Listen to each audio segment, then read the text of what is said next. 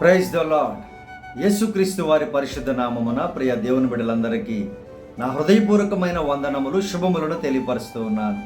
ఈ దినకాలపు దేవుని వాగ్దానము యోహాను రాసిన మొదటి పత్రిక 1వ అధ్యాయము 3-4 వచనములు.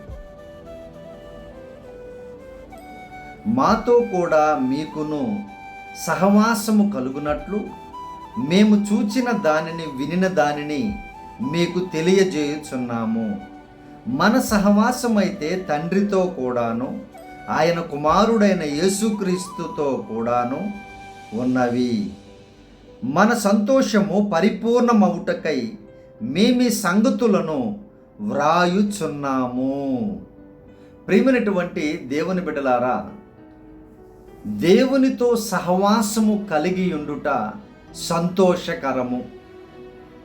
యేసుక్రీస్తు వారితో సహవాసము కలిగి ఉండుట సమాధానము. ప్రియమైనటువంటి దేవుని బిడ్డలారా, దేవుడు ఈరోజు ఇస్తున్న వాగ్దానము, మీ సహవాసము ఎవరితో ఉంది?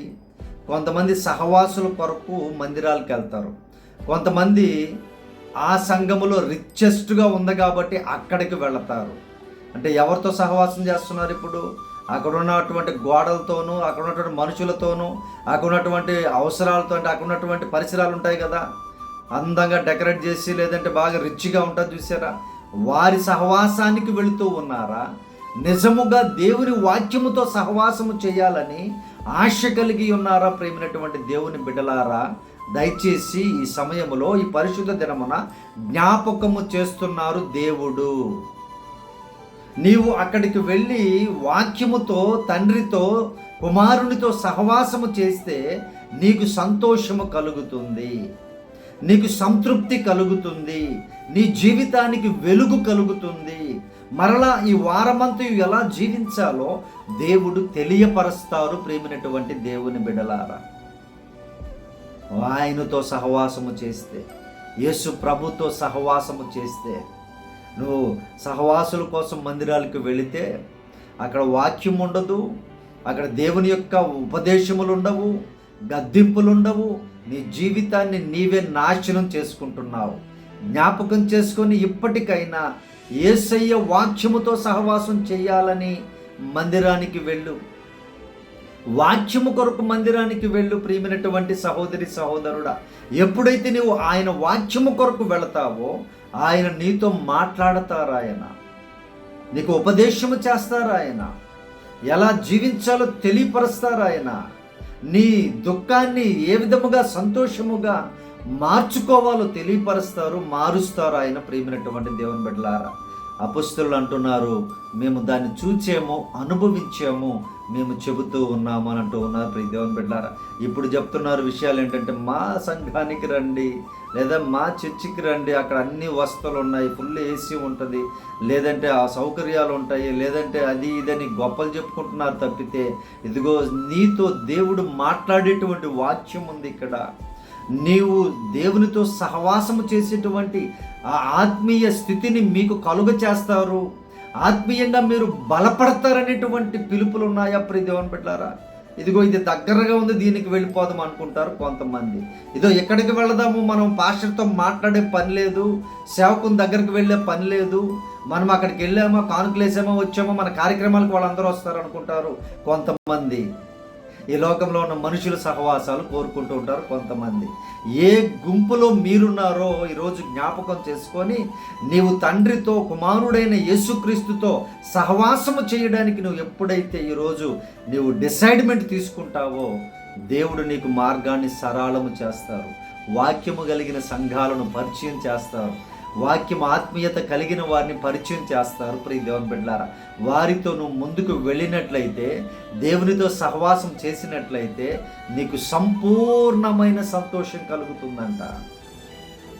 నువ్వు ఇవన్నీ హంగులు చూసి వెళితే నువ్వు ఒక్కరోజు సంతోషపడొచ్చేమో, లేదా ఈ లోకంలో నువ్వు సంతోషపడొచ్చేమో, కానీ సంపూర్ణమైన సంతోషము అని అంటే ఈ లోకంలో లేదు ప్రియ దేవుని బిడ్డలారా. సంపూర్ణమైన సంతోషం అంటే నిత్యరాజ్యములోనే ఉంది. ఆ నిత్యరాజ్యము చేరాలి అని అంటే నీకు వాక్యము కావాలి, యేసయ్యతో సహవాసం కావాలి. రొట్టెలో దేవుని యొక్క బిడ్డలతో, పరిశుద్ధులతో సహవాసం కావాలి ప్రియ దేవుని బిడ్డలారా. మరి గమనించండి, దేవుడు వాగ్దానం ఇస్తున్నారు, నేనైతే సంపూర్ణ సంతోషమును కలుగు చేయాలని ఆశపడుచు ఉన్నాను, నాతో సహవాసం చేయాలని ఆశపడుచు ఉన్నాను. చూడండి, ఆది కాలంలో ఏమైపోయిందో తెలుసు కదా ప్రియ దేవుని బిడ్డలారా.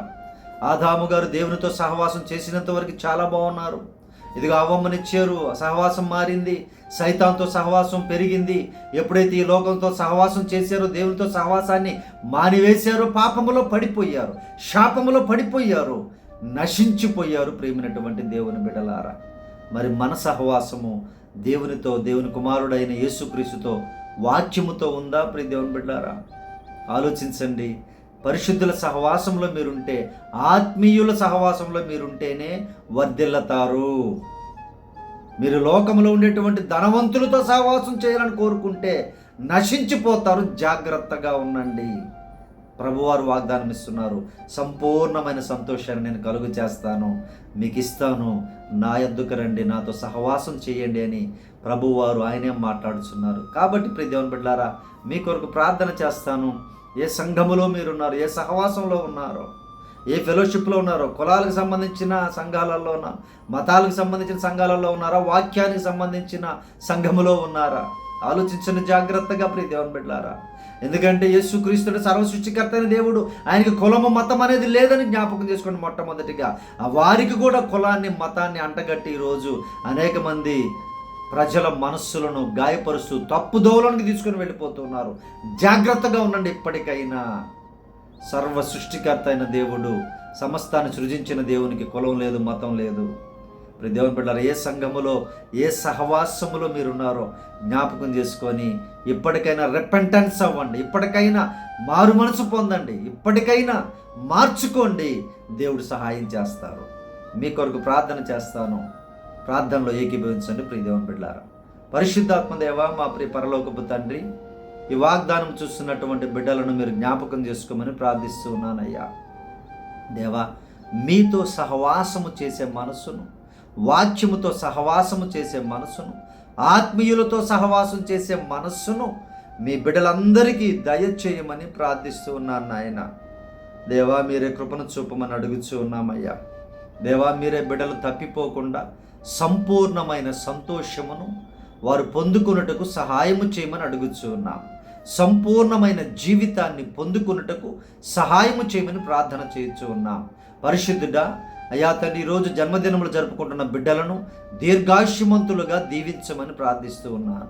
అయ్యా, భార్య భర్తలు నాయన ప్రభు, పెళ్లి రోజులు జరుపుకుంటున్న కుటుంబాలను గర్భఫలమును దయచేసి దీవించండి. కుటుంబాలలో సంపూర్ణ సంతోషమును అనుగ్రహించండి. అయ్యా, ఇరువురు మంచి సహవాసంతో మీతో సహవాసం చేయడానికి సహాయము చేయండి. గాయపడిన బిడ్డలను నాయన ఆదరించమని ప్రార్థిస్తూ ఉన్నాం. అయ్యా తండ్రి, ఈ దినకాలము నాయన బిడ్డలందరూ దేవుని యొక్క మందిరములలో, వాక్యములలో, సత్యవాక్యములో వర్ధిల్లుటకు, దీవించబడుటకు సహాయము చేయమని ఈ దినకాలపు దీవెనలతో, ఈ వాగ్దానపు దీవెనలతో చూస్తున్న ప్రతి బిడ్డని ఆశీర్వదించమని యేసునామమున ప్రార్థించడానికి వేడుకొనుచున్నాము తండ్రి, ఆమేన్. దేవుని బిడ్డారా, మీ ప్రార్థన అవసరతలను మాకు తెలియపరచండి. తప్పక మేము మీ కొరకు ప్రార్థన విజ్ఞాపన చేస్తాం. మన ఛానల్ సబ్స్క్రైబ్ చేయండి, లైక్ చేయండి, కామెంట్ చేయండి. మీ ప్రార్థన అవసరతలు వాట్సాప్ ద్వారా లేదా డైరెక్ట్ కాల్ ద్వారా చేయండి. ప్రియ దేవుని బిడ్డారా, మీ కొరకు ప్రార్థన చేస్తాం. దేవుడు మిమ్మల్ని దీవించును గాక. Praise the Lord. God bless you all.